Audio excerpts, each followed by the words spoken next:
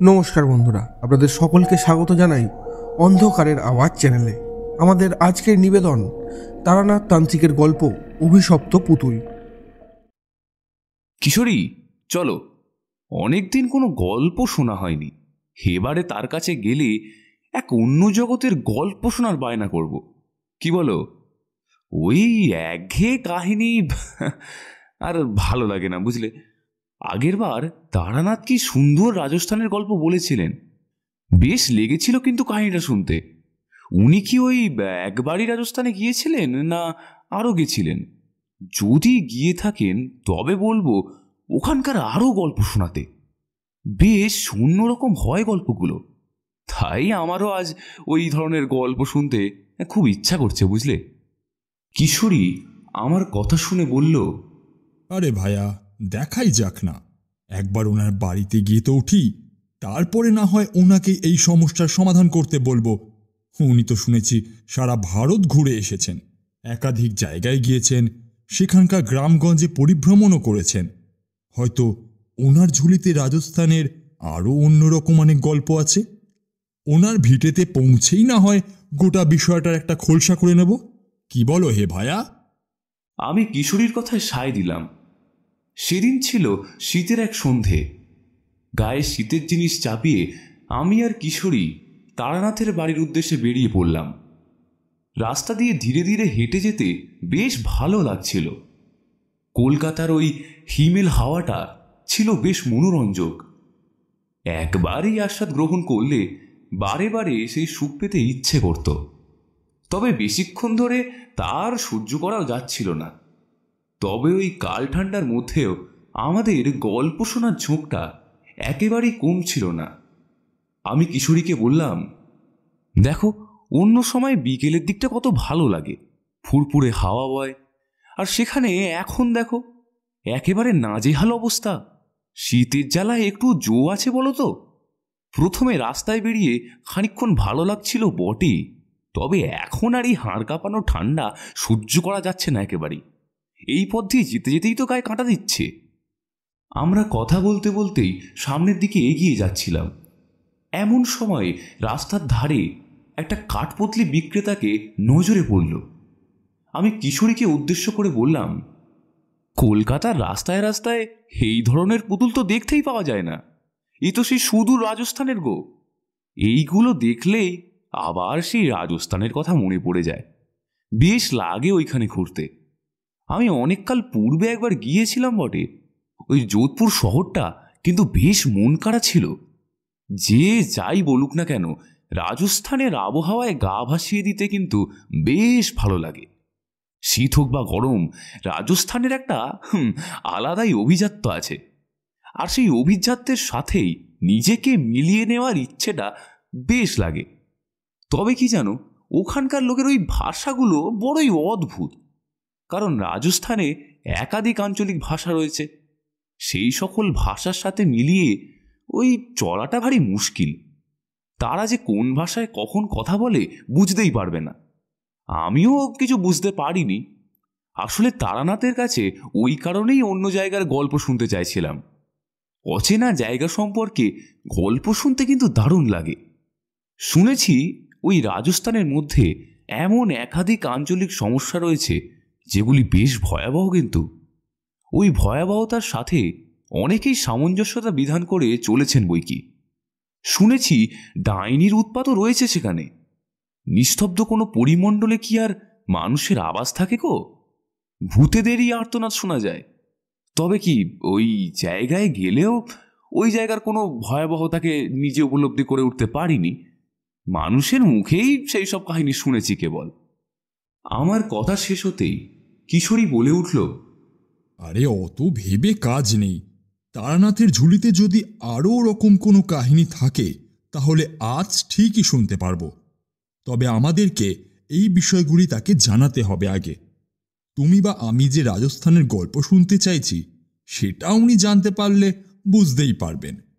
কিন্তু যদি উনি ওখানে আর না গিয়ে থাকেন, ওখানকার কোনো কাহিনী যদি আর তার ঝুলিতে না থেকে থাকে, তাহলে আজকে বোধহয় মনমরা হয়ে আমাদেরকে ফিরতে হবে গো।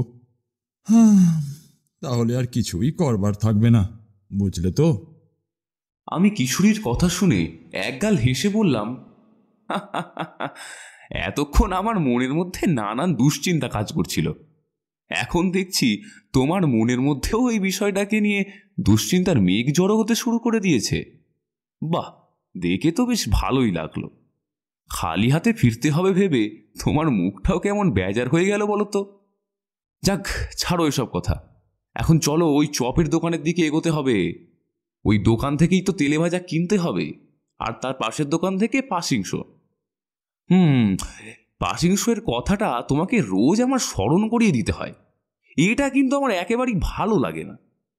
কিশোরীর সাথে সাথে জামার বুক পকেট থেকে একখানা পাসিংসের প্যাকেট বার করে বলল, আহা, এই দেখো, খামোখা রাগ করছো তো।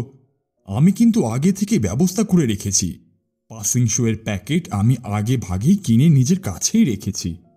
ঠাকুরমশাইয়ের কাছে গল্প শুনতে যাওয়ার সময় এই বিষয়টির কথা ভুলে যাই কিভাবে বলো তো? ঠিকই মনে থাকে আমার। আর রইল বাকি তেলে ভাজার কথা, সে তো টাটকা নিয়ে যেতেই হবে, না হলে উনি যে আবার পছন্দ করবেন না। ওনার তো আবার দিনের দিন প্রয়োজন পড়ে কি না? কি করব বলো তো? যাক শোনো, আমি ওই দিকটায় যাচ্ছি, তুমি আমার জন্য রাস্তার এই ধারে দাঁড়িয়ে অপেক্ষা করো। আমি ফিরে পাশের রাস্তা ধরে সোজা মর্টলেনের দিকে এগিয়ে যাব।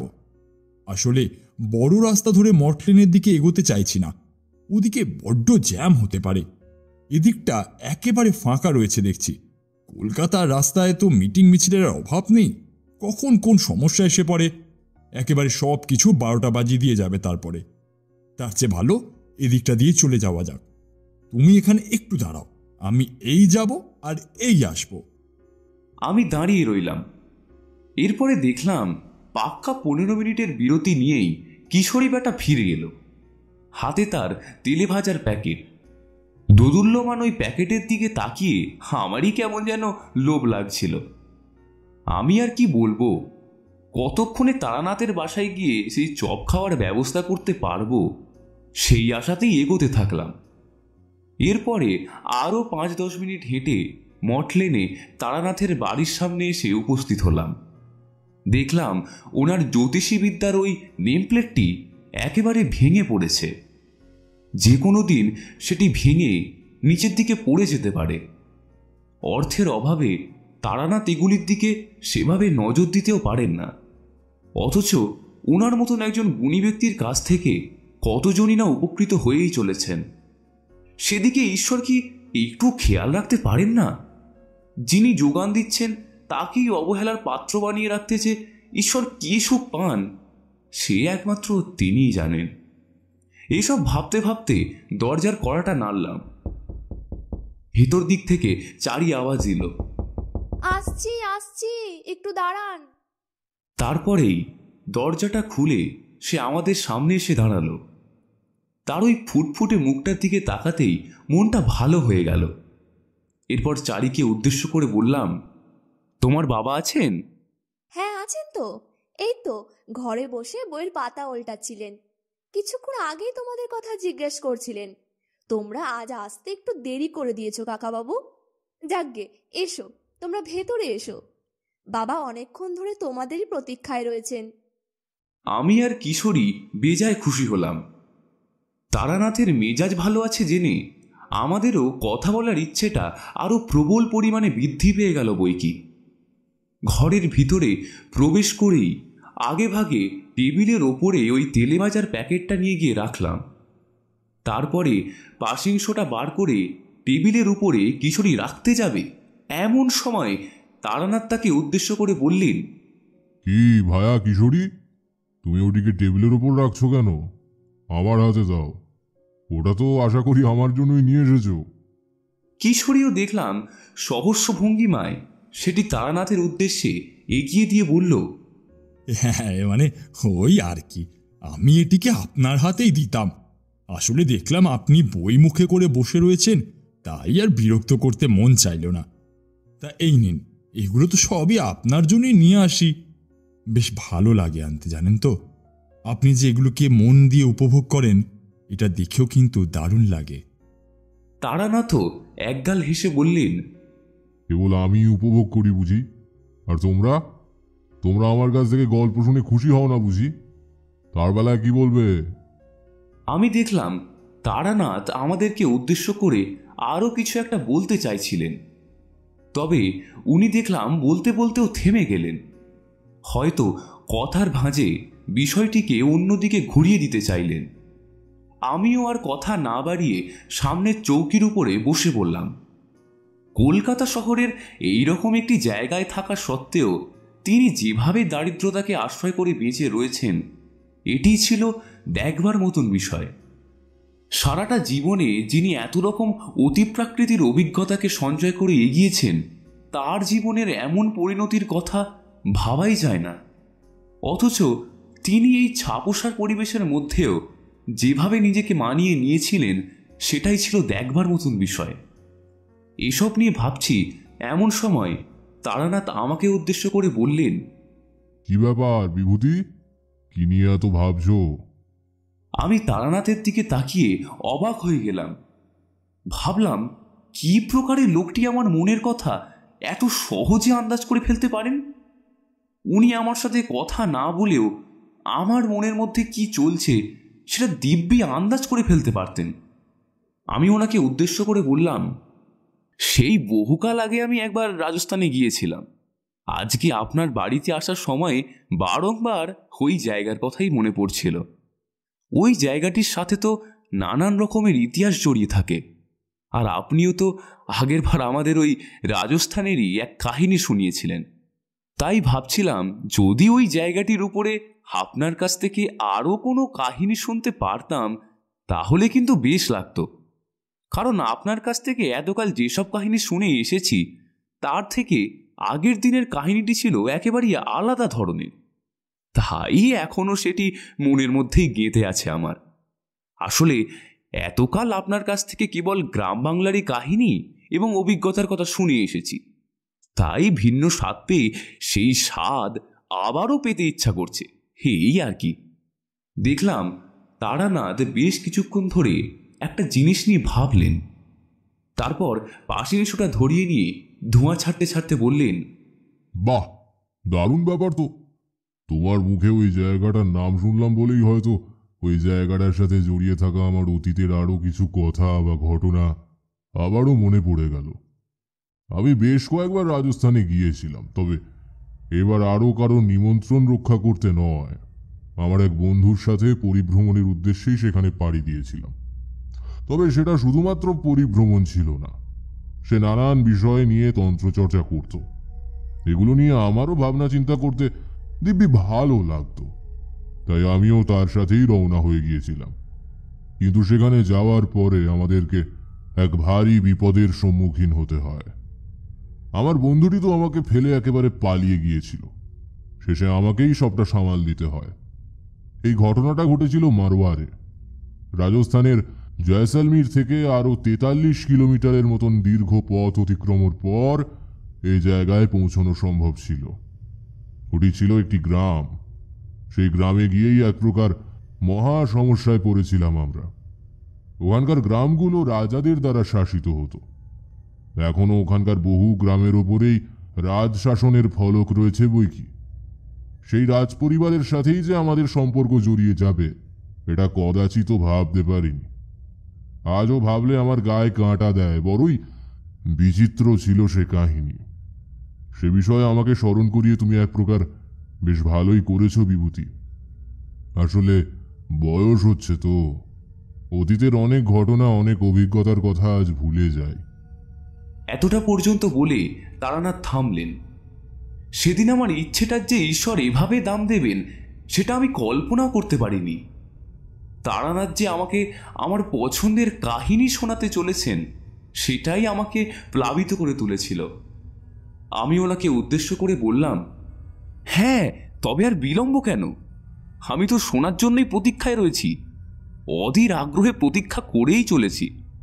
আপনি দয়া করে আমাদেরকে সেই কাহিনীর সাথে পরিচয় করান। তারানাথ সহাস্যে বললেন, বেশ, তাহলে মন দিয়ে শুনতে থাকো এই মন খারাপের কাহিনী। তারানাথ গল্প বলা শুরু করলেন। আমি আর কিশোরীও প্রশ্নের মিছিল নিয়ে তার সম্মুখে বসে পড়লাম। গল্প ক্রমে নিজের গতি নিল। তারানাথ বললেন, সে অনেককাল আগের ঘটনা। মারোয়ার শব্দের অর্থ কি জানো? মারোয়ার শব্দের অর্থ হলো মৃত্যুভূমি। এই বিষয়টার কথা আমি জানতাম না। ওখানে পৌঁছে ওখানকার স্থানীয় অধিবাসীদের সাথে কথোপকথনের মধ্যে দিয়ে জানতে পেরেছিলাম। আমি আমার ওই বন্ধু মানে বালাচরণের সাথে মারোয়ার গিয়েছিলাম। সে ছিল এক পেশাদারী সাধু বা ওঝাও বলতে পারো, যে কিনা ভূত প্রেত ছাড়ায়। একদিন আমাকে বলল, কিরে তারানাথ, মারোয়ারে এসে কেমন লাগছে? আশা করি ভালোই লাগছে। তবে জেনে রাখিস, এখানে কিন্তু পদে পদে বিপদ। জায়গাটা মৃতদের আবাসস্থল। মানুষ ভাবে খালি চোখে যা দেখতে পাওয়া যায় না সেগুলোর তেমন কোনো অস্তিত্ব থাকে না, কিন্তু আমি জানি এই স্থানের অলিতে গলিতে কত ভয়ঙ্কর সব বিপদ লুকিয়ে রয়েছে। সারাদিন মেয়েদের উপরে শুধু জাদু টোনা করা হয়। এই রাজস্থান এমন একটি প্রদেশ যেখানে মেয়েদেরকে আজও কেবল সমাজের আবর্জনা হিসেবে চিহ্নিত করা হয়ে থাকে। কোনো একটি বড় বর্ধিষ্ণু রাজ পরিবারের মহিলাকে যদিও বা একটু সম্মান দেওয়া হয়, কিন্তু সেক্ষেত্রেও নানা বাধা বিতণ্ডা রয়েছে বৈকি। সবার প্রথম তাকে পুত্র সন্তানের জননী হতে হবে, তবেই সমাজে তার কদর বাড়বে, নচেত নয়। কেউ যদি একবার এখানে কোনো কন্যা সন্তানের জন্ম দিয়ে ফেলেছে, তাহলে আজও তাকে রাতের অন্ধকারে মেরে ফেলা হয়, কখনো বা পাতকুয়োর মধ্যে ফেলে, আবার কখনো বা মাটি তলায় চাপা দিয়ে। এসব ইতিহাস এখানকার মাটিকে বহুকাল ধরেই রক্তে রাঙিয়ে রেখেছে, কিন্তু সাধারণ মানুষ মুখে কুলু পেটে বসে রয়েছে। সকলে ভাবে এই ভূমি পবিত্র শক্তির আধার। এরা দেবতাকে এই ভূমি অর্পণ করেছে। এই জায়গাটির যিনি রাজা, তার অধীনেই গোটা পরিমণ্ডলটা সুরক্ষিত থাকে। তবে রাতের অন্ধকারে কতজনই বা রাজশাসনের তোয়াক্কা করে। যে যার নিজের মতো করেই নিয়মকানুন তৈরি করে নিতে অভ্যস্ত। এই অন্ধকারের দুনিয়ায় মানুষ একরাশ আলোর আশায় আজও তোড়পে চলেছে, অথচ তাদের উদ্ধারের উদ্দেশ্যে কেউই সেভাবে এগিয়ে আসেন না। আমি বালাচরণকে উদ্দেশ্য করে বললাম, সবই তো বুঝলাম, কিন্তু সবকিছু জেনে শুনেও কিনা তুমি এমন একটি পরিবেশে আমার নিজের কাজ সম্পাদনের জন্য এসেছ? এখানে মানুষ বাস করে নাকি? আমি তো জানতাম দেবতার বাস যেখানে, সে ভূমি পবিত্র শক্তির আবাসস্থল। সেখানে যদি মানুষ খুন করা হয় তবে সে জমির পবিত্রতা অক্ষুণ্ণ থাকে কি করে?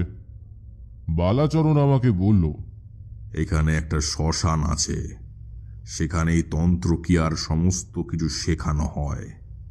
এই শিক্ষা সম্পূর্ণ করার এক বিশেষ রীতি রয়েছে। আমি সেই রীতি আয়ত্ত করবার উদ্দেশ্যেই এখানে এসেছি। এর দ্বারা আমিও অনেকটাই শক্তিশালী হয়ে উঠতে পারবো। তবে তুই যদি আমার সাথে শিখতে পারিস, তাহলে তোরও জ্ঞান বৃদ্ধি পাবে। কথাগুলো বলা শেষ করেই বালাচরণ আমাকে সাথে নিয়ে শ্মশানের দিকে এগোতে থাকলো। আমি এতটা রাস্তা তার সাথেই এসেছিলাম, তাই ভাবলাম বাকিটাও তার সাথে এগিয়ে যাব। কি জানি যদি এর মধ্যে থেকেই নতুন কিছু রসদ খুঁজে বার করা যায়। তবে ওই জায়গাটার প্রভাব আমাকে বারে বারে আচ্ছন্ন করে রাখছিল।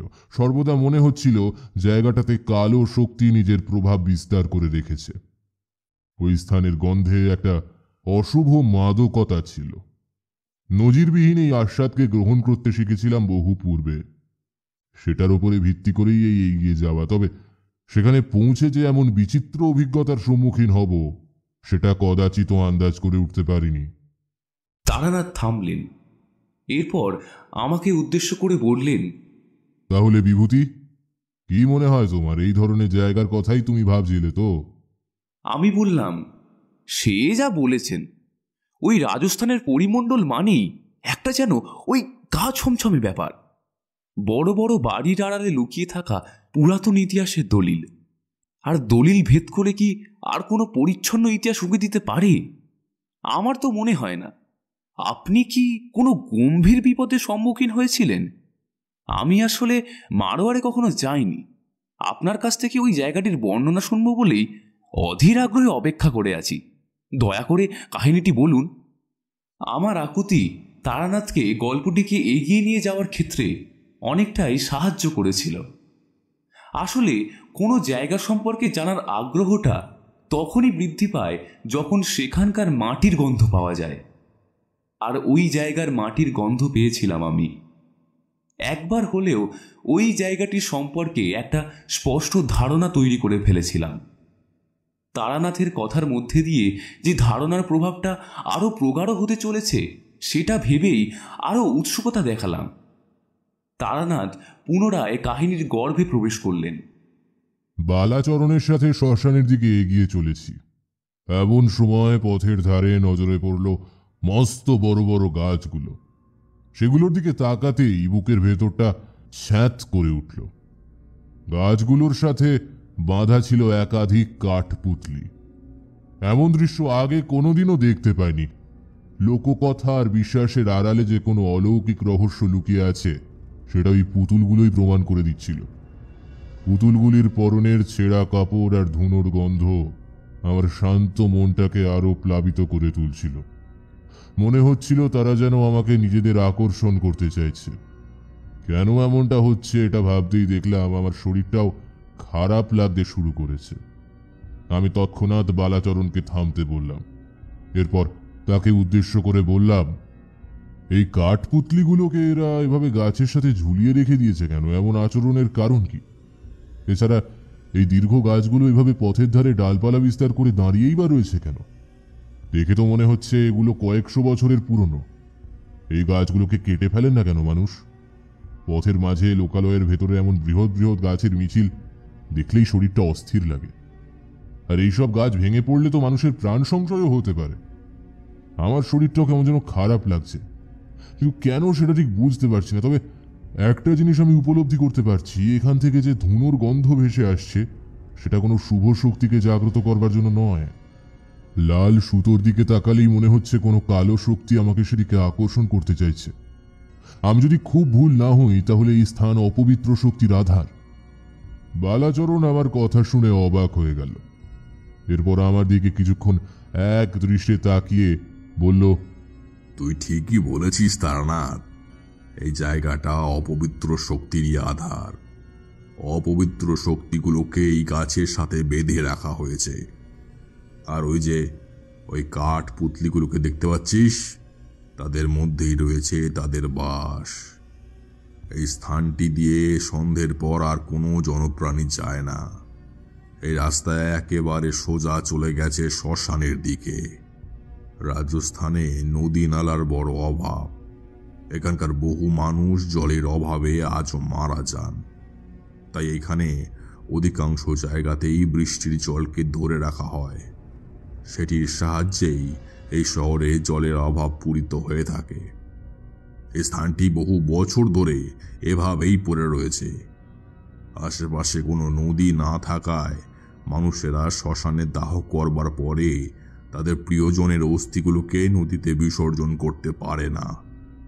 সেই কারণে তাদের অস্থিগুলোকে এই সকল কাঠপুতলির মধ্যে পুড়ে সেলাই করে তাদেরকে ঝুলিয়ে রাখা হয়। তাদের বিশ্বাস এখান থেকে নাকি তাদের প্রিয়জনের আত্মার মুক্তি ঘটবে। এখানে পুরোহিত দিয়ে পুজো করানো হয়। তবে এই স্থানটি এখন সম্পূর্ণ অকেজো, কারণ বহুকাল ধরে চলে আসা এই পরম্পরা আরও বিপদের সূচনা করেছিল। মৃতদের অস্থিগুলোকে ওই সকল পুতুলগুলোর মধ্যে ঢুকিয়ে দেওয়া হয়, কিন্তু এমনটা মনে করা হয় যে এর ফলে ওই সকল মৃতরা নাকি পৃথিবীর মায়া ত্যাগ করে যেতে পারেনি। তাদের প্রেতাত্মা ওই সকল পুতুলগুলোর মধ্যেই রয়ে গেছে। এরা এভাবেই এই জায়গাটিকে ফেলে রেখে চলে গেছিল। রাজ পরিবারের তরফ থেকেই এই পরম্পরাকে একেবারে নিষিদ্ধ ঘোষণা করে দেওয়া হয়েছিল। এই কারণে কেউই এখন এই পরম্পরাকে আর মান্যতা দিতে চায় না। তবে স্থলটির কোনো সৎকার সাধন হয়নি। লোকের মনে জমাট বেঁধে থাকা ভয় আর কুসংস্কার এই জায়গাটিকে কুখ্যাত বানিয়েছে। তাই লোকেরা আজও বিশ্বাস করে সন্ধ্যের পর যদি কেউ এই জায়গাটি দিয়ে যায় বা এই কাজগুলোর ছায়া তাদের উপর পড়ে, তাহলে প্রেতেরা নাকি ওই মানুষটির শরীর ও মনের উপর প্রভাব বিস্তার করে, এমনকি তাদের শরীরে প্রবেশ করে তাদের আত্মাকে করায়ত্ত করে নেয়। এরপরে প্রেতেরা তাদের শরীরকে পরিচালনা করতে থাকে, আর তার ফলে ওই উক্ত ব্যক্তির আর নিজের শরীরের উপরে কোনো প্রকার নিয়ন্ত্রণ থাকে না। এমনকি তাদের মনকেও নিয়ন্ত্রণ করতে থাকে ওই সকল প্রেতাত্মারা। এই কারণেই এই জায়গাটির ভয়াবহতা এতটা বেড়ে গেছে। আমরা এখন সেখান দিয়েই যাচ্ছি, তাই তোর শরীর খারাপ লাগছে।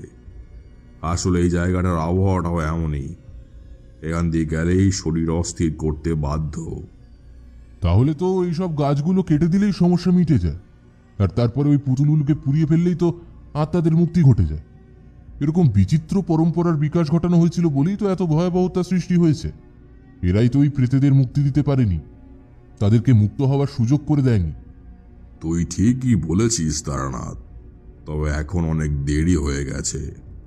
এখানকার রাজা এই সিদ্ধান্ত নিয়েছিলেন বলেই স্থানীয় লোকেরা তার কথা শুনেই চলতে বাধ্য থাকেন। এখন আর কেউ এই কাজগুলোর সামনেই আসতে চান না। তারপরে তো এগুলোকে উচ্ছেদ করা দূরের কথা, এখন এই সবটাই মানুষের কাছে নিছক কল্পনায় পরিণত হয়েছে। কারোর এত সাহস নেই যে সন্ধ্যের পরে এখানে এসে দাঁড়ায়। এই রাজ্যের রাজা এখন এসবের থেকে মুখ সরিয়েছেন। স্থানীয় অধিবাসীদের সমস্যা দেখেও তিনি মুখ খোলেন না। আমি কি আর করি বল, আমারও সে ক্ষমতা নেই যে মুখে বলবো। এসব কথা বলতে গেলে হয়তো আমারও গর্দান যাবে। গ্রামের লোকের সুরক্ষার জন্যই রাজা এই স্থানটিতে সন্ধ্যের পরে মানুষের পরিভ্রমণের বিষয়টিকে একেবারে নিষিদ্ধ করে দিয়েছিলেন। মানুষের আর কত ক্ষমতা, সাধারণ হওয়ার তকমাটাই যথেষ্ট। কোথায় রাজা আর কোথায় তারা, তাই এসবের থেকে মানুষ আজ দূরেই রয়েছে। আমি বালাচরণের কথাগুলোকে মনোযোগ সহকারে শুনলাম ঠিকই, কিন্তু কিছুতেই সায় দিতে ইচ্ছে করছিল না। আমি বললাম, মারোয়ারের রাজা বড়ই নিষ্ঠুর, না হলে কেউ এভাবে সাধারণ মানুষকে বিপদে ফেলতে পারেন না। তারাই তো ওনার প্রজা, প্রজাহিতৈষী রাজন্য হওয়াটাই তো যোগ্যতার বিষয়। সেই নিরিখে ওনার এই সিদ্ধান্ত ওনার নিম্ন দৃষ্টিভঙ্গির পরিচয় বহন করে বই কি। বালাচরণ বলল, সে আর কি করা যাবে, আমাদেরকে এসব মেনেই এগোতে থাকতে হবে। এটাই তো জীবনের নিয়ম। অধিক ক্ষমতাশালীদের কাছে দীন ও দরিদ্রের এভাবেই প্রতি পদে পদে হেনস্থা হতে হয়। যুগ যুগান্তর ধরে তো সেই রীতি চলে আসছে। যাক, আমরা এই স্থান পরিত্যাগ করি, সেটাই সমীচীন হবে। এখন আমাদের শ্মশানের দিকে রওনা দেওয়া উচিত। আমিও আর কথা না বাড়িয়ে বালাচরণের কথা মতন শ্মশানের দিকে এগোতে থাকলাম। শ্মশানে পৌঁছেই দেখলাম সেখানকার পরিমণ্ডলটা কতখানি ভয়ানক। চারদিকে কতগুলো চিতা জ্বলছে। আমি বালাচরণকে উদ্দেশ্য করে জিজ্ঞাসা করলাম, আচ্ছা, আগে তো অস্থিগুলিকে পুতুলের মধ্যে স্থানান্তরিত করে দেওয়া হতো, এখন তাহলে কি করা হয়? এখন সেগুলোকে মাটিতে পুঁতে দেওয়া হয়। এই শ্মশানের চরেই একটা বিশাল গর্ত আছে, সেখানে নিয়ে গিয়ে ছাইগুলোকে ফেলে দেওয়া হয়। পরিবারের লোকেরা এই কাজটি শান্তিপূর্ণভাবে সম্পাদন করে ফিরে আসেন। এরপরে 13 দিনের মাথায় এসে পুরোহিত ডেকে সেই জায়গাটিকে পুজো করানো হয়। তারপরে পুরোহিত মন্ত্রপাঠের মধ্যে দিয়ে সেই স্থানটি শুদ্ধিকরণ করেন। ব্যাস, এরপরে তারা মনে করেন এই মৃত ব্যক্তির আত্মারা শান্তিতে পরলোক গমন করেছেন। এভাবেই তো ঘটে চলেছে দৈনন্দিন ক্রিয়া। তবে এর যে প্রতিকার কি তা জানা নেই। বালাচরণ এর থেকে বেশি আর কিছু বলল না। আমিও আর সেভাবে তাকে বিরক্ত করলাম না। দেখলাম শ্মশানের একেবারে শেষ প্রান্তে একটা চিতা জ্বলছে। সে আমাকে উদ্দেশ্য করে বলল, ওই জ্বলন্ত চিতাটাকে দেখতে পাচ্ছিস তারানাথ? ওই যে শ্মশানের শেষ প্রান্তের ওই চিতাটা, চিতা থেকে নির্গত ওই ধোঁয়ার সাথেই নাকি আত্মাদের মুক্তি ঘটে যায়। আর এখানে বসেই সকলে সব সাধনাও করে থাকেন। আমাদেরকেও সেই সাধনা করতে হবে। ওই দূরে একটা শবদেহ রাখা আছে। আমি আমার একটি চেলাকে এই সমস্ত সরঞ্জামের বন্দোবস্ত আগে ভাগে করে রাখতে বলেছিলাম। এই সাধনার জন্য আমাদেরকে একটি কাঠপুতলির সাহায্য নিতে হবে। তবে আমি এটা নিজের জন্য করব না, ওই রাজার উপরে বদলা নেওয়ার জন্য আমি এটা করব। আমি আগে এখানেই থাকতাম। আমার মাকে নৃশংসভাবে ভোগ করেছিল ওই রাজা। রাতের অন্ধকারে গ্রামের মেয়ে বউদের উপরে আজও অকথ্য অত্যাচার চালায় সে। এই বিষয়টি নিয়ে কারোরই কোনো মাথা ব্যথা নেই, তবে আমি হারিয়েছিলাম আমার মাকে। এই রাজা এতটাই পাপী যে সে নিজের বয়সটাও একেবারে দেখে না। যাকে ইচ্ছে ভোগের বস্তু বানিয়ে এক রাতের সঙ্গী করে তাকে ফেলে দেয়, মেরে দেয় কিংবা আত্মহত্যা করার জন্য ছেড়ে দেয় তাকে। মেয়েদের কাছে নিজের আত্মমর্যাদা ও গরিমার থেকে বড় আর কি বা আছে? আমার মাও এই জ্বালা সহ্য করতে পারেনি। তিনি আমাকে ছোটবেলায় একা রেখেই আত্মহত্যা করেছিলেন। আমি আমার দিদার কাছে মানুষ হয়েছিলাম। আমার দিদা আমাকে পরবর্তীকালে এই কাহিনী নিজের মুখে শুনিয়েছিলেন। এই কাহিনীর দ্বারা আমি যতটা না প্রভাবিত হয়েছিলাম, তার থেকে বেশি তৈরি হয়েছিল আত্মগ্লানি। কবে আমি আমার মায়ের মৃত্যুর প্রতিশোধ নেব এই আশাতেই দিন গুনছিলাম। তাই আমি নানা প্রকারে ছলে বলে কৌশলেই প্রেতজনির শিক্ষা অর্জন করেছিলাম। এই কাজ করতে আমাকে দীর্ঘ 20 বছর সাধনা করতে হয়েছিল। তারপরে আমি আজ এই পর্যায়ে এসে উপনীত হয়েছি। আজ আমি এই রাজনের কর্মের বদলা নেওয়ার জন্য একেবারে উপযুক্ত। তবে এই কাজে আমাকে কাউকে প্রয়োজন ছিল, তাই আমি তোকে আমার সাথে নিয়ে এসেছি। তোকে আমাকে সঙ্গ দিতেই হবে, নাহলে আমি কিন্তু তোকেও ছাড়ব না। বালাচরণের এমন রূপের কথা আমি আগে জানতে পারিনি। জানতে পারলে কোনোদিনও তাকে সঙ্গ দিতে চলে আসতাম না। কিন্তু আমি ওই সকল বিষয়গুলি সম্পর্কে কোনো কিছুই জানতাম না, তাই সেদিন চুপ করে গিয়েছিলাম। কিন্তু সে যে রাজার ক্ষতির পরিবর্তে তার কন্যার ক্ষতি চাইছে, সেটি জানা মাত্রই আমি নিজেকে সংযত রাখতে পারলাম না। তবে এই বিষয়টি জানতে পেরেছিলাম অনেক পরে। সাধনার একেবারে অন্তিম পর্যায়ে গিয়ে আমি এই গোটা বিষয়টি সম্পর্কে পরিষ্কার ধারণা তৈরি করতে সক্ষম হয়েছিলাম। তারানাথ একটু থামতেই কিশোরী তারানাথকে উদ্দেশ্য করে বলল, সর্বনাশ! এর দ্বারা তো আরো বড়সড় বিপদের সম্মুখীন হতে হয়েছিল আপনাকে। কি করলেন আপনি তখন? তারানাথ পুনরায় বলতে শুরু করলেন। নিজের পরিকল্পনা মাফিক বালাচরণ সাধনায় বসল। সামনে পড়েছিল একটি মৃতদেহ। দেখলাম সে ওই মৃতদেহটির চারপাশে নিজের রক্ত সহযোগে বলয় নির্মাণ করছে। এরপর সে ওই বলয়ের মধ্যে নির্মিত একটি আসনের উপর বসল। এরপর সে যা করল তা দেখে আমি রীতিমতো অবাক হয়ে গেলাম। দেখলাম সে একটা কালো রঙের মোরগের গলা কেটে তার তাজা রক্ত পান করলো, আর বাকি রক্তগুলোকে ছিটিয়ে দিল সেই মৃতের শরীরে। এই ক্রিয়া সম্পন্ন করার সাথে সাথে হঠাৎই আবহাওয়া পরিবর্তিত হতে শুরু করলো। আকাশে মেঘ গর্জন করতে শুরু করলো। কিছুক্ষণের মধ্যেই পরিস্থিতি একেবারে বদলে গেল। চারিদিক থেকে পেঁচার কর্কশ শব্দ ভেসে আসতে লাগলো। বাতাসের সনসন শব্দের মধ্যে দিয়ে কালো শক্তিগুলি নিজের বার্তা পৌঁছে দিয়ে যেতে লাগলো। আমি ভয়তে শিউরে উঠলাম। আমার বন্ধুর ভদ্র নম্র চেহারার পেছনে লুকিয়ে থাকা এই দানবকে নজরে পড়তেই চমকে উঠলাম আমি। কিন্তু কিছুই করার ছিল না। তখন আমি সেভাবে কালা জাদুর বিষয়গুলো সম্পর্কে কিছুই জানতাম না। কিভাবে এই সকল জাদুটোনার তোর কেটে বেরোনো যায় এটা শিখতে আমার আরও কিছুটা সময় লেগেছিল। এরপরে দেখলাম সে একটা কাঠপুতলিকে ওই মৃতের ঠিক বুকের ওপর রাখল, আর তারপরেই ভয়ঙ্কর সব মন্ত্র শুরু করে দিল।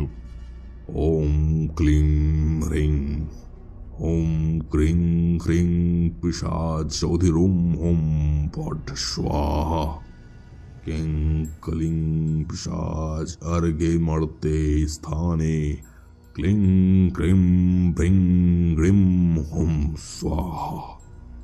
জাগো পিশাচ জাগো, আমার এই অর্ঘ্য গ্রহণ করো। এই পুত্তলিকার মধ্যে প্রবেশ করো, একে ঋণবদ্ধ করো, শক্তি দাও। কালো জগতের রাজা, আমাকে শক্তি দাও।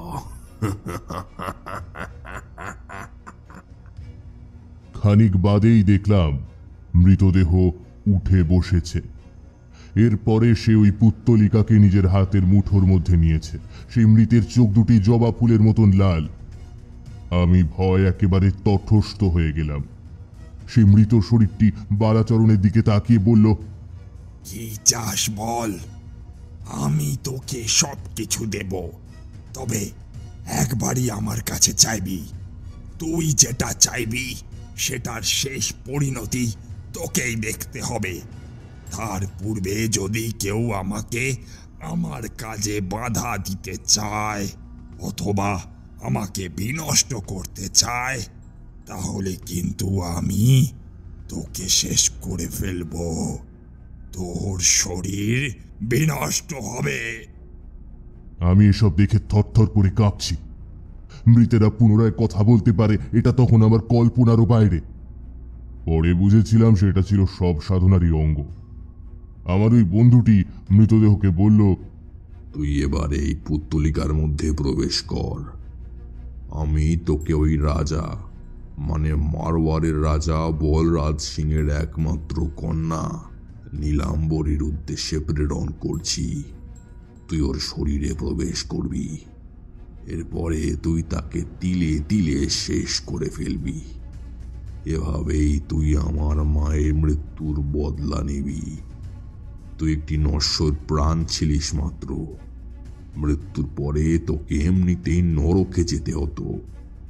বেঁচে থাকাকালীন তুই হাজার মানুষের প্রাণ নিয়েছিলিস, তাই তোর মতো এক অপবিত্র আত্মারই আমার প্রয়োজন ছিল। আমি তোকে এই কাজে নিযুক্ত করছি। এবারে তুই এই পুতুলের সাহায্যে ওই নীলাম্বরীর শরীরে প্রবেশ করবি। নীলাম্বরীকে রাজার থেকে কেড়ে নিলে সে এমনিতেই শোক সহ্য করতে পারবে না। আমিও চাই সে যেভাবে আমার মাকে শেষ করেছিল যেন সেইভাবেই তিলে তিলে সেও মরে।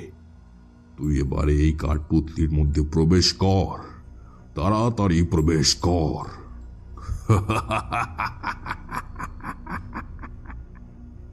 সাথে সাথে দেখলাম মেঘ পুনরায় ডাকতে শুরু করেছে, আর ওই মৃত শরীর থেকে একটা সাদা রঙের জ্যোতি নির্গত হতে শুরু করল। তারপরে বালাচরণ নিজের মন্ত্রের সাহায্যে ওই জ্যোতিকে সেই পুত্তলিকার মধ্যে প্রবেশ করালো। জায়গাটিতে হঠাৎই খুব ধুলো উঠতে শুরু করলো। একাধিক জ্যোতি এই ক্ষেত্রটিকে একেবারে ঢেকে ফেলল। আবার চোখের সামনে নানান রঙের জ্যোতির্ময়ী আলোক ছটা কাজ করতে শুরু করলো। আমি কিন্তু কিছুই আন্দাজ করতে পারলাম না। যখন চোখ খুলে সামনের দিকে তাকালাম তখন দেখলাম সেখানে শুধুমাত্র ওই কাঠ পুতুলিটাই পড়ে রয়েছে। সেই মৃত শরীরটি কোথায় গায়েব হয়ে গেছে। কালা জাদুর দ্বারা যে এমন ভয়ঙ্কর কাজও করে ফেলা সম্ভব সেটা আমার বন্ধুর ওই কেরামতি না দেখলে আমি আন্দাজ করতে পারতাম না। এরপর আমি কোনো রকমে নিজের ভয়কে কাটিয়ে তাকে উদ্দেশ্য করে জিজ্ঞেস করলাম, এই কি করলি তুই? তুই একজনের শাস্তি আরেকজনকে দিবি কেন? সেই নিরীহ মেয়েটার কি দোষ ছিল? সে তো এসবের বিষয়ে কিচ্ছু জানতো না। তাকে অন্তত এভাবে কষ্ট দিস না। তুই যে বিদ্যা অর্জন করেছিস তার দ্বারা তুই পাপীকে শাস্তি দিতেই পারিস, কিন্তু এভাবে নিরীহ কারোর সত্তাকে খণ্ডন করতে গেলে তো বিপদ আরো বাড়বে। এর প্রভাবে তো তুই নিজের শক্তিকেই হারিয়ে ফেলবি, তোর নিজের মৃত্যু ঘটতে পারে। বালাচরণ সজোরে হাসতে শুরু করলো।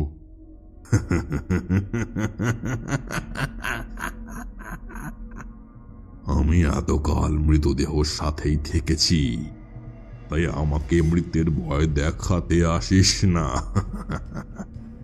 আমি চাই সমূলে ওই রাজা মানে বলরাজ সিংকে ধ্বংস করতে।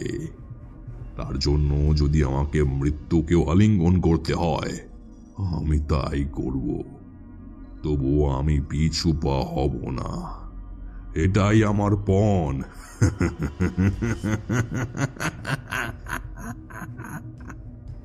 বালাচরণের ওই নৃশংস হাসির শব্দের উল্লাস আমার হৃদয়কে বিদীর্ণ করতে শুরু করল। আমি কি করব ভেবে পেলাম না। মনে হলো সে আমাকে আরো অন্ধকারে ঠেলে দিচ্ছে। আমি শেষ হয়ে যাব। আমার এতকালের ঈশ্বর ভক্তির কোনো নিদর্শনই আর কায়েম করা সম্ভব হবে না।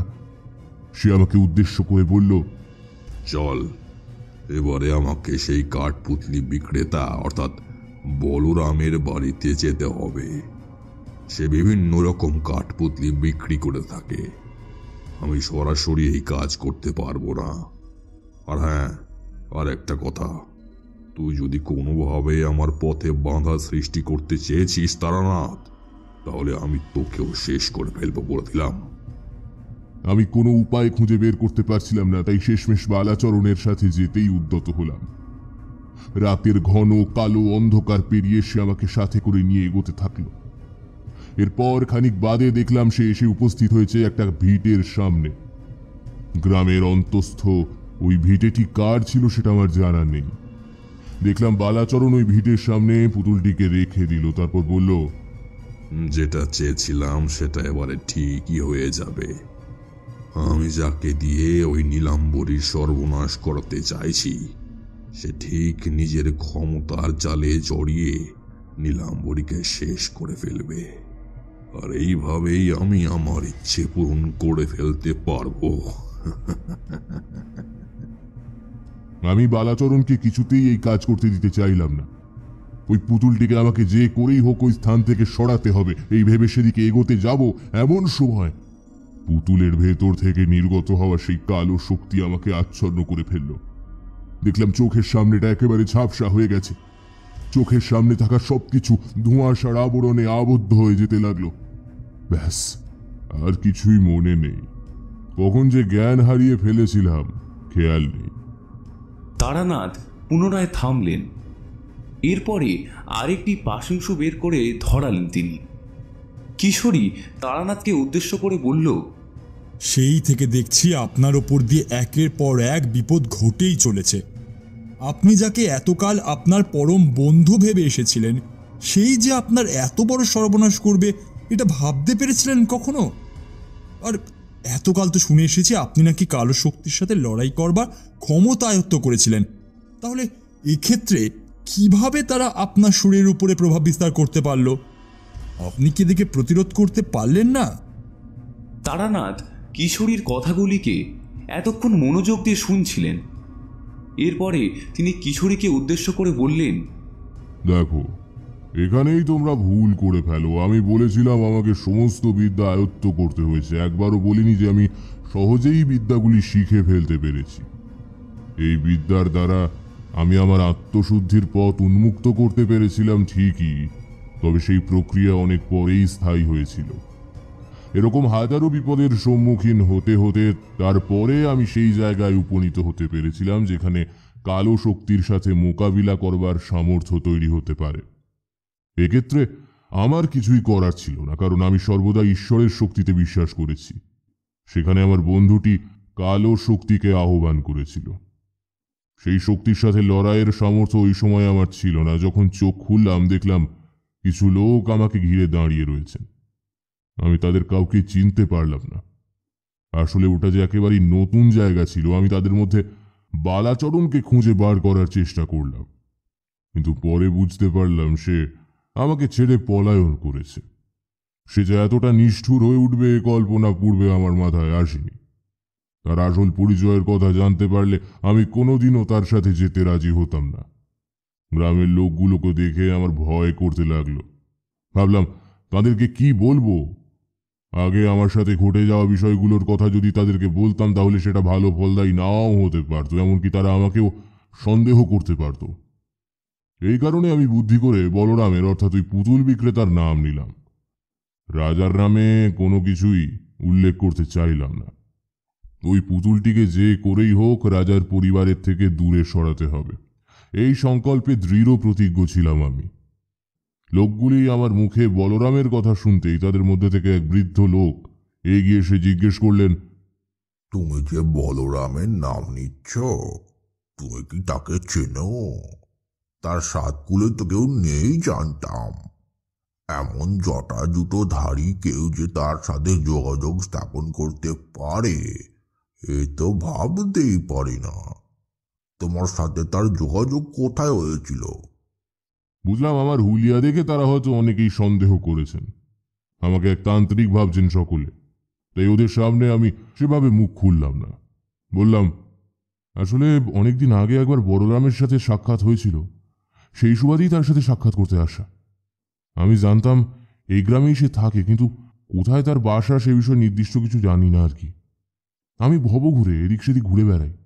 এক বিশেষ কাজে রাজস্থানের মারওয়াড়ে এসে উপস্থিত হয়েছিলাম। এছাড়া পরিচিতের বাড়ি এখানে জেনে তার সাথে সাক্ষাতের লোভটা সামলাতে পারিনি, তাই তার খোঁজ করছিলাম। তা আপনারা কেউ কি তার খোঁজ দিতে পারবেন? তাহলে খুবই উপকার হতো। তার সাথে দেখা করাটা খুবই জরুরি আর কি। লোকগুলির মধ্যে থেকেই একজন বলে উঠলেন, সে বেশ কিছুটা সময় ধরে এই গ্রামের বাইরেই ছিল, কিন্তু এখন আবার দেখছি গ্রামে ফিরে এসেছে। বর্তমানে সে সম্ভবত পুতুল নাচ দেখিয়ে বেড়ায়। কাঠপুতুলির কথা তো আপনারা সকলেই শুনেছেন আশা করি। সে ওইসবেরই খেলা দেখায়। তবে এখন তো সে গায়ে নেই। সে তো আজকে ভোরেই বেরিয়ে পড়েছে। আজকে তো গ্রামের পশ্চিম দিকে এক বিশাল মেলার আয়োজন করা হয়েছে। শুনেছি ওখানে নাকি স্বয়ং রাজামশাইও আসবেন। আমাদের রাজাকে মানে বলরাজ সিংকে দেখতে আমিও যাব। সপরিবারে গিয়ে রাজার পা ছুঁয়ে আসব। মনে মনে ভাবলাম তোমরা সকলেই এক অসাধু লোককে দেবতা ভেবে এসেছ। সে যে কতটা বড় অপরাধী এ বিষয়ে তোমাদের কোনো ধারণাই নেই। তোমরা তার দেখানো পথ ধরেই চলে এসেছো আর কুসংস্কারকে আচ্ছাদন বানিয়ে নিজেরা ওপরে ওঠার চেষ্টা করছো। কিন্তু ওই মানুষটাই যে তোমাদের জীবনগুলোকে নরকসজ্জা করে তুলেছে এ বিষয়ে তোমাদের কোনো ধারণাই নেই। মনে মনে এসব ভাবছি, এমন সময় ওদের মধ্যে থেকেই একজন বললেন, গতকাল রাতে আপনি বোধহয় বলরামের খোঁজেই এসেছিলেন। দেখলাম ওই বড় আস্তাবলের কাছে আপনি জ্ঞান হারিয়ে পড়ে রয়েছেন। আমি বিষয়টা ঠিক লাগছে না দেখে আজকে ভোরে গ্রামের সকলকে ডাক দিই। এরপরে সকলে মিলে আপনাকে আমার বাসায় নিয়ে আসে। আমি হলাম গিয়ে এই গাঁয়ের সরপঞ্চ, মানে গ্রামের মোড়ল বলতে পারেন। আমার অধীনে এরা সকলেই রয়েছে। তবে আমরাও এই গ্রামকে রাজাবাবুর তত্ত্বাবধানেই শাসন করে থাকি। ওনার কথাই আমাদের কাছে শেষ কথা। বুঝলাম ওই লোকগুলি রাজার শাসনের দ্বারা একেবারে অন্ধত্বের শিকার হয়ে গেছেন। কেবল তাদেরকে করজোরে নিবেদন করে বললাম, আচ্ছা, আপনাদের সকলের কাছে আমার একটা অনুরোধ রয়েছে। আমাকে একবার ওই খেলা দেখানোর জায়গাটিতে নিয়ে যেতে পারবেন? মানে আপনারা এতক্ষণ যে মেলার কথা বলছিলেন সেখানে নিয়ে যেতে পারবেন? আসলে বলরামের সাথে আমার যখন সাক্ষাৎ হয়েছিল সে আমাকে ভারী সুন্দর করে কাঠপুতুলিদের নাচ দেখিয়েছিল। দেখে আমার চোখ জুড়িয়ে গিয়েছিল, বিশ্বাস করুন। আপনারা যদি আমাকে একটু সাহায্য করেন তাহলে আমি আবারও সেই অসাধারণ নৃত্য পরিবেশনা নিজের চোখে দেখতে পারবো। আমি জানতাম একজন তান্ত্রিকের মুখে নৃত্য পরিবেশনের কথা শুনে সেখানে উপস্থিত অনেকেই অবাক হবেন, আর তেমনটাই হলো। গ্রামের মোড়লটি আমাকে উদ্দেশ্য করে বললেন, বেশ, আপনি যখন এত করে বলছেন তাহলে আমরা আপনাকে সাথে করেই নিয়ে যাব। এখান থেকে বেশ কিছুটা দূরেই মেলা বসেছে। সন্ধ্যের আগেই আমাদেরকে সেখানে পৌঁছাতে হবে। আজকে আবহাওয়ার অবস্থা একেবারেই ভালো ঠেকছে না। কখন আবার মেঘ গর্জে ওঠে। এখানে তো এমনিতে তেমন বৃষ্টি হয় না বললেই চলে। ওই মাঝে মধ্যে বৃষ্টির রেশটা দেখতে পাওয়া যায়। আর যখন হয় তখন আমাদের মধ্যে বিষয়টিকে নিয়ে আনন্দের সীমা পরিসীমা থাকে না। যাকে যা বলছিলাম আর কি, এই মেলায় যাবার জন্য আমরা সকলেই উৎসুক হয়ে বসে থাকি। সকলেই এমনটা মানেন যে বলরাম যে পুতুলগুলিকে নিয়ে খেলা দেখায় তার মধ্যে স্বয়ং প্রেতাত্মাদের বাস রয়েছে। ওই প্রেতাত্মাদের দ্বারাই প্রভাবিত হয়ে ওই পুতুলগুলি মুখ নাড়ে, কথা বলে, নৃত্য পরিবেশন করে। আপনি এসবে বিশ্বাস করেন নিশ্চয়ই। এছাড়া রাজস্থানের এই পরম্পরার কথা তো আপনি অবশ্যই জানেন। আমি জানলেও মুখ খুললাম না। গতকাল রাতের সেই ভয়াবহতাকে নিজের চোখে দেখার পরেও যে আমাকে চুপ করে থাকতে হচ্ছে, আর সেটা ওই বাচ্চা মেয়েটা মানে নীলাম্বরীর উদ্দেশ্যে, সেটা আমি কিছুতেই ওদের সামনে প্রকাশ করতে চাইলাম না। জানতাম বিষয়টা হিতে বিপরীত হতে পারে। ওনারা আমাকে সাথে করে নিয়ে যাওয়ার জন্য প্রস্তুত হলেন। এরপরে সন্ধে ক্রমে ঘনিয়ে আসতে লাগলো। তার পূর্বেই অল্প আলো থাকতে এনারা সকলে গরুর গাড়িতে করে যে যার মতো বেরিয়ে পড়লেন। আমিও মোড়লের গাড়িতে উঠে বসে পড়লাম। মনে মনে ভাবলাম, আজকে যে করেই হোক বলরামকে আটকাতেই হবে। জানি না সে ওই পুতুলটাকে তুলে নিয়েছে কিনা। যদি নিয়ে থাকে তাহলে তো সমস্যা আরও বাড়বে। এদের মুখেই শুনলাম রাজা আজকে সপরিবারে বলরামের পুতুল খেলা দেখতে আসবেন। তাহলে আমি নিশ্চিত সাথে সাথে নীলাম্বরীও থাকবে। আর যদি আমি খুব ভুল না করি তাহলে ওই প্রেতাত্মা নীলাম্বরীকে নিজের দিকে আকর্ষিত করবারও চেষ্টা করবে, যেভাবে ওই পুতুলগুলোর দ্বারা আমি গতকাল আকৃষ্ট হয়ে পড়েছিলাম। এসবের হাত থেকে বেঁচে বেরোতেই হবে, আর যে করেই হোক নীলাম্বরীকে রক্ষা করতেই হবে। কাজেই আমাকে যেন তেন প্রকারেণ বলরামকে আটকাতেই হবে। আমি এসব নিয়ে চিন্তা ভাবনা করতে থাকলাম, আর ওদিকে গ্রামের পথ ধরে গরুর গাড়িটাও সামনের দিকে এগোতে থাকলো। সন্ধ্যের চাদরে আকাশটা ঢাকা পড়ে যাচ্ছিল। গ্রামের পথ ধরে এগোনোর সময় চারদিকে খালি ধুধু বালি নজরে পড়ছিল। রাজস্থানের ওই সদা শুষ্ক পরিবেশে যে কোনোদিনও প্রাণের সঞ্চার ঘটা সম্ভব নয়, সেটা সেদিনের ওই প্রাকৃতিক দৃশ্যই প্রমাণ করে দিয়ে যাচ্ছিল। যেখানে আমি সবুজ বনানী দেখে অভ্যস্ত ছিলাম, সেখানে নজরে পড়ছিল বালি আর বালি। মাঝপথে যদি কারোর শারীরিক অবস্থার অবনতি ঘটে তাহলে বেঁচে ফিরে আসার আর কোনো উপায় নেই। কোথাও যে জলের সন্ধান পাওয়া যেতে পারে এমনটাও মনে হলো না।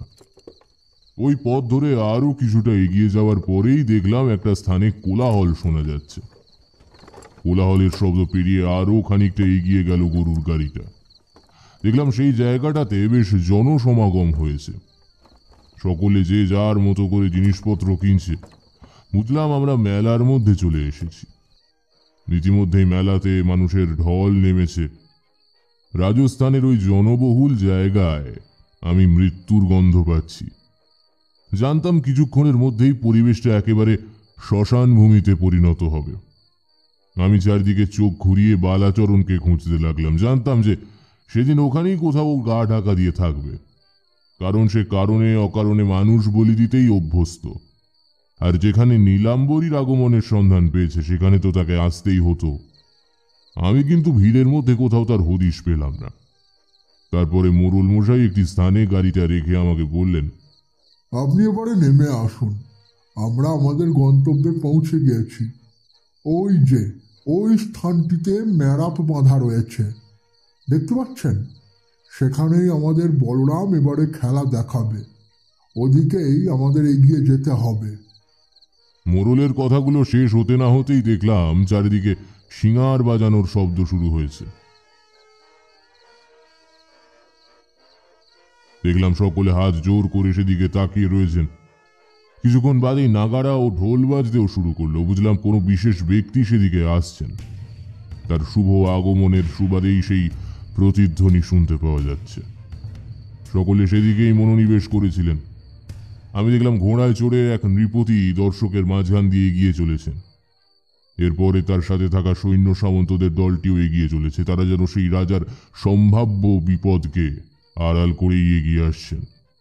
এমন সময় দেখলাম ওই ম্যারাপের কাছে এসেই তারা সকলে থামলেন।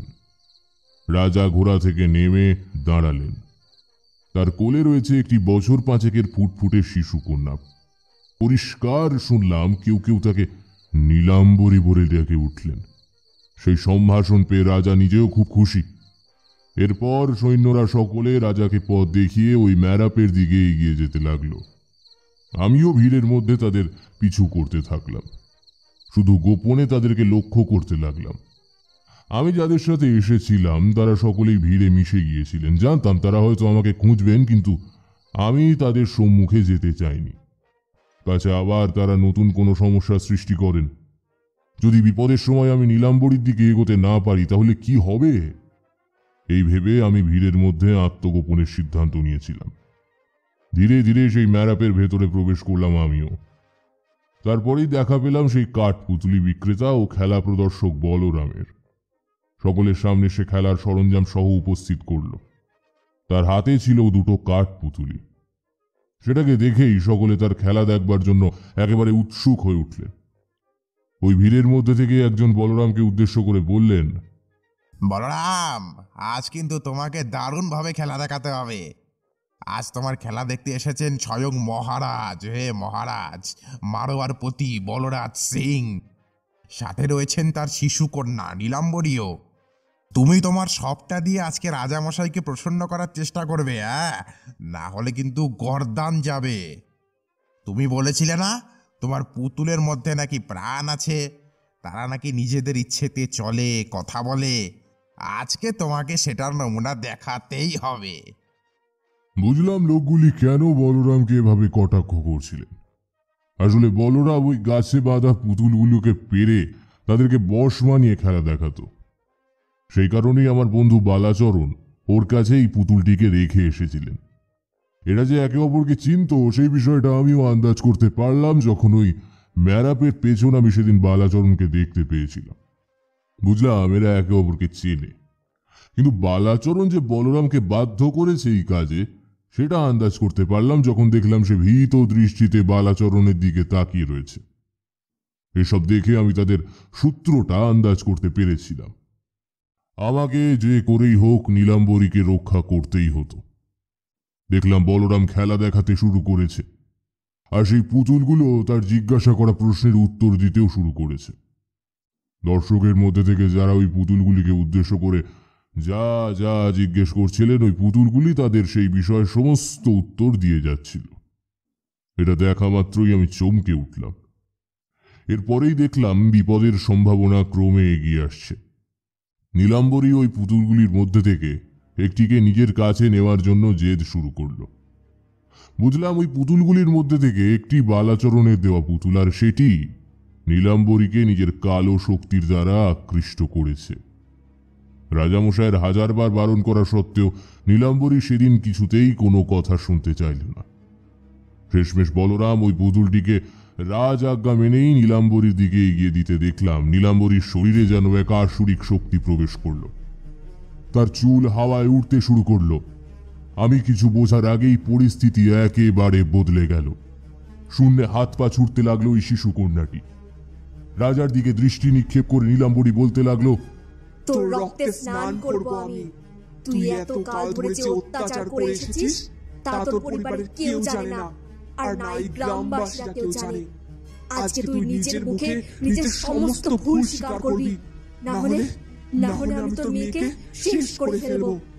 আজকে তুই তোর সব দোষ স্বীকার করবি, এই গ্রামবাসীদের সামনে তোর সব দোষ তুই তুলে ধরবি, না হলে তোকে মরতে হবে, আর সাথে শেষ হবে তোর এই প্রাণের টুকরোটিও। এই বলেই নীলাম্বরীর দেহটা শূন্যে ঝুলতে লাগল। এই দৃশ্য দেখে একেবারে ঠক ঠক করে কাঁপতে থাকলেন রাজামশাই। কি করবেন ভেবে উঠতেই পারলেন না। তার সারা শরীর বেয়ে ঘাম ঝরতে শুরু করল। তিনি বলরামকে উদ্দেশ্য করে বললেন, তুই কি করেছিস বলরাম? আমার মেয়ের সাথে কি ঘটেছে? কি ঘটেছে আমার মেয়ের সাথে? এমনটা তো আমি ভাবতেই পারি না। সে এরম আচরণ করছে কেন? তুই নিশ্চিত কিছু জাদুটোনা করেছিস, ওর ওপরে জাদুটোনা করেছিস তুই, না হলে এমনটা কোনোভাবেই করতে পারে না। তোকে আমি আগে শেষ করব, তারপরে নিজের মেয়েকে উদ্ধার করব। আজকে তোর জন্যই এমনটা হয়েছে। হায় হায় হায়, না আমি গ্রামের লোকেদের কথা শুনে তোর খেলা দেখতে আসতাম, আর না এই বিপদ ঘটত। নীলাম্বরী আমার একমাত্র নয়নের মণি, আমার বুকের কলিজা, আমার একমাত্র কন্যা। তার এমনটা ক্ষতি আমি পিতা হয়ে কিভাবে চোখের সামনে দেখতে পারবো? ঠিক সেই সময় দেখলাম বালাচরণ সেখানে এসে উপস্থিত হয়েছে। এরপর সে রাজাকে উদ্দেশ্য করে বলল, হিরে রাজন, মনে পড়ে লক্ষ্মীর কথা?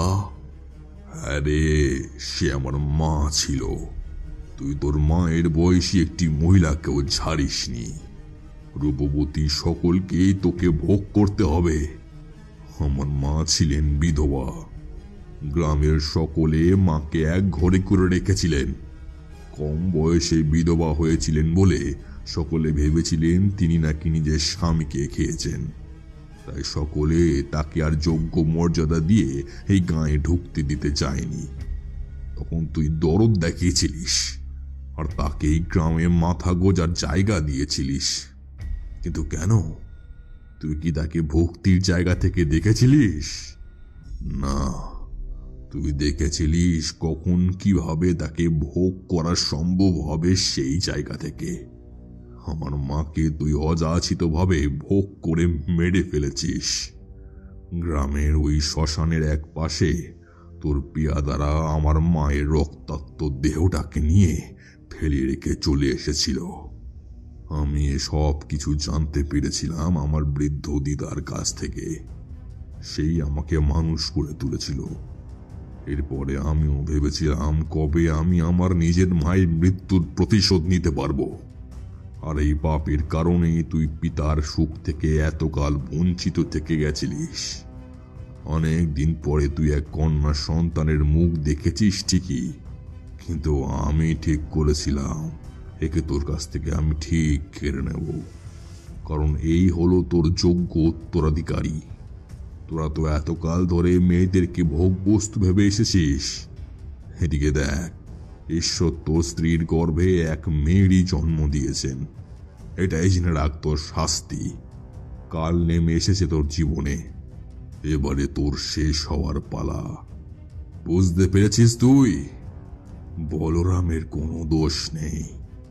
আমি ওই পুতুলের মধ্যে এক ভয়ঙ্কর আত্মাকে প্রবেশ করিয়েছি।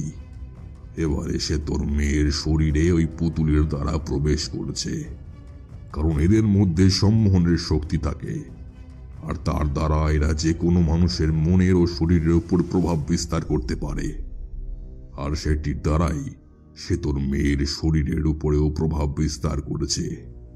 এবারে সে তোর মেয়েকে তিলে তিলে শেষ করে ফেলবে, আর তুই চোখের সামনে বাপ হয়ে সেটা দাঁড়িয়ে দাঁড়িয়ে দেখবি। কিচ্ছু করতে পারবি না তুই, কিচ্ছু না।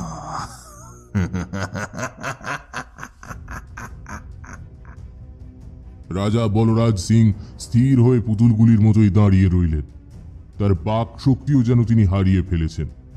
হঠাৎই দেখলাম এক বীভৎস দৃশ্য। পুতুলটি তার শরীর থেকে বেরোনো সুতোগুলির সাহায্যে জড়িয়ে রেখেছে নীলাম্বরীকে। এরপর কাঠপুতলিগুলিকে যেভাবে খেলা দেখানোর সময় পরিচালনা করা হয়, ওই পুতুলটির মধ্যে থাকা প্রেতাত্মাটি ঠিক সেভাবেই নীলাম্বরীকে পরিচালিত করতে থাকল। আমি এই দৃশ্য দেখে ভয়ে চমকে উঠলাম। কাঠপুতলির নির্দেশে ভয়ার্ত কণ্ঠে ওখানে উপস্থিত সকলকে উদ্দেশ্য করে কি সব বলতে থাকলো নীলাম্বরী। অথচ রাজা কিংবা তার সভাসদেরা কেউ কিচ্ছু বুঝতে পারলেন না। রাজা কোনো রকমে তাদের সৈন্যদের নির্দেশ করলেন, ওরে ওরে তোরা এক্ষুনি যা এক্ষুনি ওই পালাচরণকে ধর। সেই আমাদের সর্বনাশ করেছে, ওকে পিটিয়ে মেরে ফেল এখানেই। তাহলে তাহলে সে কোনোভাবেই আর চক্রান্ত করে আমার মেয়ে শরীরের ওপর কোনো প্রভাব বিস্তার করতে পারবে না, আমার মেয়ের কোনো ক্ষতি সাধন করতে পারবে না। ওরে এক্ষুনি যা।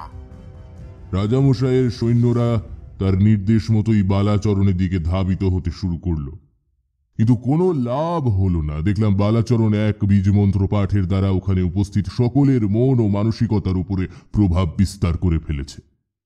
সে যেভাবে সকলকে পরিচালিত করতে চাইছে, সকলে সেভাবেই পরিচালিত হয়ে চলেছে। আমি কি করব কিছুই ভেবে উঠতে পারলাম না। এরপর মনে পড়ল বালাচরণের কথা। সে বলেছিল ওই পুতুলটিকে যদি আগুনে ভস্মীভূত করে দেওয়া যায়, তাহলে তার ভেতরে থাকা আত্মাটি আর কোনোভাবেই প্রভাব বিস্তার করতে পারে না। আমি সেটিই করবার উদ্দেশ্যে উদ্যত হলাম। ওই কোলাহলপূর্ণ পরিবেশের মধ্যে দিয়েই আমি রাজার দিকে এগিয়ে গেলাম। আমাকে রাজার সামনে উপস্থিত হতে দেখে অনেকেই চমকে উঠলেন। দেখলাম বালাচরণ নিজেও চমকে উঠেছে। আমি রাজামশাইয়ের সামনে হাত জোর করে মিনতি করতে বাধ্য হলাম। বললাম, আপনার মেয়ের ওপরে ওই আত্মাটি নিজের মায়াজাল বিস্তার করেছে। সে যেভাবে আপনার মেয়েকে পরিচালিত করতে চাইছে, আপনার মেয়ে ঠিক সেভাবেই পরিচালিত হতে থাকবে। তাকে এখন আপনি কেন কেউই আর কোনোভাবে মুক্ত করতে পারবে না। এই ক্ষমতা স্বয়ং বালাচরণের হাতেও নেই, কারণ সে জানে একবার যে কোনো কৌশলের দ্বারা সে কোনো আত্মাকে একটি ক্ষেত্রের মধ্যে বন্দী করে ফেলে সেখান থেকে তাকে আর বার করে আনা যায় না। এর সাধ্য তার নেই। তবে এর একটা উপায় আছে। এখন আপনাকে নিজের দোষ স্বীকার করতে হবে রাজন। সকলের সামনেই আপনাকে বালাচরণের দেওয়া অভিযোগগুলিকে মাথা পেতে মেনে নিতে হবে। কিছু করার নেই। আপনি যদি এ কাজ করেন, তাহলে সেই আত্মা বুঝবে সে তার কাজে সিদ্ধ হতে পেরেছে। এর ফলে সে আপনার মেয়ের শরীরের উপর প্রভাব বিস্তার করা বন্ধ করে দেবে। কিন্তু এটা তখনই সম্ভব যদি আপনি নিজের মুখে নিজের দোষ স্বীকার করেন। অন্তত নিজের কন্যার জন্য আপনাকে এটা করতেই হবে, নাহলে আমিও যে তাকে রক্ষা করতে পারবো না। বালাচরণ সেই আত্মাকে এমনটাই জানিয়েছে যে আপনি যদি নিজের দোষ স্বীকার করেন, তবেই সে তাকে শান্ত হতে বলবে, নচেত নয়। আত্মা এখন সেভাবেই কাজ করবে। আপনি যত দেরি করবেন, ততই আপনার মেয়ের প্রাণ সংশয়ের সম্ভাবনা আরো বাড়তে থাকবে। কাজেই দয়া করে আমি যেটা বলছি সেটা শুনুন। আমি জানি আপনি কি করেছেন, সে বিষয়ে আমি বালার কাছে শুনেছিলাম, কিন্তু সে অযাচিতভাবে আপনার কন্যার উপরে এমন কাজ করার স্পর্ধা দেখিয়েছে যেটা কদাচিৎ একজন সজ্জনকে শোভা পায় না। আমাকে আপনি ক্ষমা করুন। আমি আজকে এখানে আপনাকে সাবধান করবার উদ্দেশ্যেই এসেছিলাম, কিন্তু তার আগেই যে বালাচরণ এত বড় সর্বনাশ করে বসবে সেটার আন্দাজ আমি লাগাতে পারিনি। আমি জানতাম ওই পরিস্থিতিতে রাজন আমার কথা শুনতে বাধ্য। তিনি এমন কোনো সিদ্ধান্ত নেবেন না যার দ্বারা তার কন্যার ক্ষতির সম্ভাবনা আরও বেড়ে যেতে পারে। তিনি আমার কথাই শুনেছিলেন। তিনি সর্বসমক্ষে বললেন, বেশ, আমি নিজের সব দোষ স্বীকার করে নিচ্ছি বালা। তুই এবার তোর ক্ষমতার দ্বারা এই পুতুলের মধ্যে থাকা আত্মার কালো শক্তিকে রোধ কর। যা শাস্তি দেওয়ার আমাকে দে, আমার মেয়েকে ছেড়ে দে বালা। আমি তোর কাছে শুধু নয়, গোটা গ্রামের কাছেই ক্ষমা প্রার্থী, এমনকি আমার স্ত্রীর কাছেও। জানি আমার মতো মানুষের এই কাজ মানায় না, একদম শোভা পায় না। কি করতাম, আমি আমার স্বভাবকে নিয়ন্ত্রণ করতে পারিনি। অর্থ আর প্রাচুর্যের বশীভূত হয়ে আমি এই কুকাজ করে ফেলেছি। এর দ্বারা অনেকগুলো জীবন নষ্ট হয়ে গেছিল। এখন বুঝতে পারছি, সব কিছু অনুভব করতে পারছি। আমি আমার কর্মের জন্য অনুশোচিত বালা। আমাকে ক্ষমা করে দে আমাকে। দেখলাম বালাচরণের চোখ ছলছল করছে, আর ওই পুতুলটিও ধীরে ধীরে ক্ষমতাহীন হয়ে পড়ছে। বুঝতে পারলাম বালা নিজেই সেটিকে নিয়ন্ত্রণ করছিল। কালো জাদুর মধ্যে সেই শক্তি থাকে যা একজনকে প্রভাব মুক্ত করতেও যেমন পারে, আবার তেমনই তার উপরে প্রভাব বিস্তার করতেও পারে। বিষয়গুলো এভাবেই ঘটে থাকে। আমি ওই পরিস্থিতিকে উপেক্ষা না করে নীলাম্বরীর দিকে অগ্রসর হলাম। এরপর এক বিশেষ মন্ত্রের দ্বারা আমি তাকে সেই প্রেতের পুতুলটির কবল থেকে উদ্ধার করে পুতুলটিকে দূরে ছুঁড়ে ফেলে দিলাম। আমার মন্ত্রের প্রভাবে ওই পুতুলটির ক্ষমতা ক্রমে হ্রাস পেতে শুরু করল। আমি মন্ত্রের উচ্চারণ থামালাম না।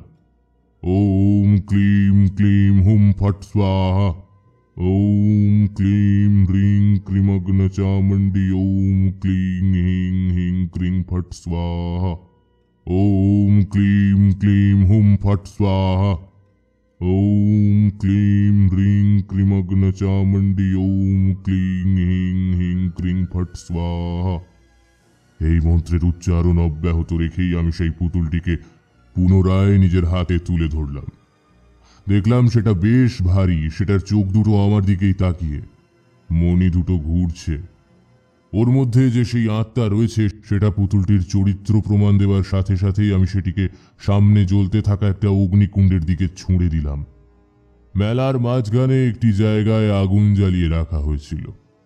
এমনটা মনে করা হয় যে আগুন নাকি শুভ শক্তির আধার, তাই রাজস্থানের লোকেরা কোনো শুভ কাজের পূর্বে আগুনের বলয় নির্মাণ করেন। সেই আগুনের বলয় ওই পুতুলটিকে ছুঁড়ে দেওয়ার সাথে সাথে সেটা দাউ দাউ করে জ্বলতে শুরু করলো। এরপর দেখলাম আরো ভয়ঙ্কর কিছু ঘটনা। দেখলাম বালাচরণের শরীরেও আগুন লেগেছে, তার জ্বলন্ত দেহটা স্থান থেকে স্থানান্তরে দৌড়ে বেড়াচ্ছে। এ দৃশ্য দেখা মাত্রই সকলে চমকে উঠলেন এবং সরে দাঁড়ালেন। সেই জ্বলন্ত আগুনের শিখাক্রমে বেড়ে চলল। এরপর দেখলাম বালাচরণ শেষমেশ ওই অগ্নিকুণ্ডের মধ্যে গিয়ে পতিত হল। সবকিছু জ্বলে পুড়ে একেবারে রাখ হয়ে গেল। শেষে এক আর্তনাদের শব্দ পেলাম।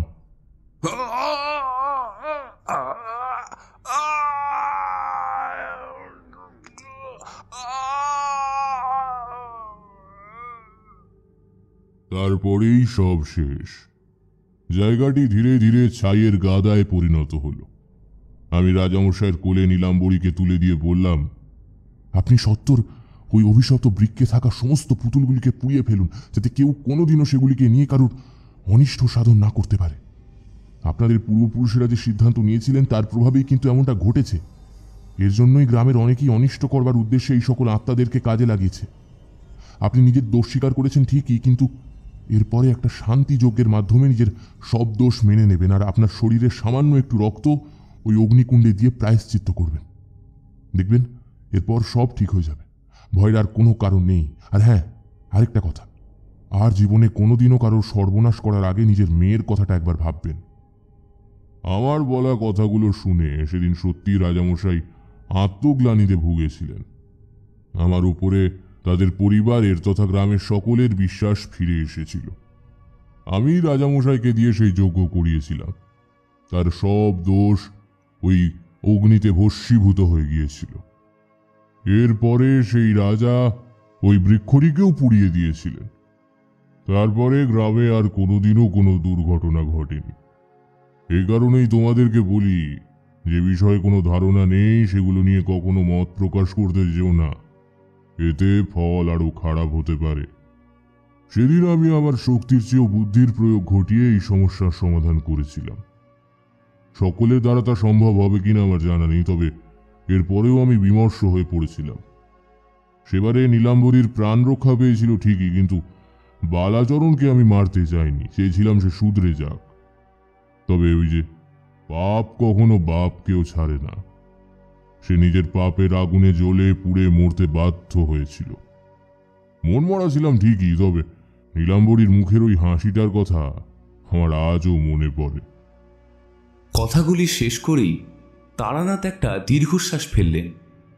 এরপরে আমি আর কিশোরী বরাবরের মতোই তাকে বিরক্ত না করে বেরিয়ে এলাম। সেদিনের ওই গল্পটি আমার শিরায় হিমেল রক্তের স্রোত বইয়ে দিয়েছিল। রাজস্থানের যে ভয়াবহতার কথা চিন্তা করে কাহিনী শুনতে গেছিলাম, সেটিকেই যে নিজের কানে শুনতে পারবো আর উপভোগ করতে পারবো কোনো রকমই ভাবিনি। সেদিনের পরে তারানাথের প্রতি আমার সম্মানটা আরো দ্বিগুণ বেড়ে গিয়েছিল।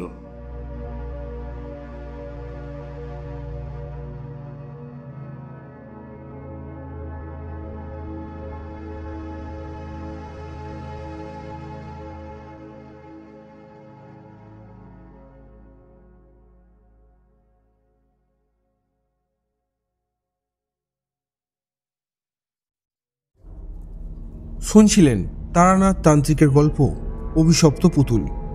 গল্পটি কেমন লাগলো অবশ্যই আমাদের কমেন্টের মাধ্যমে জানান।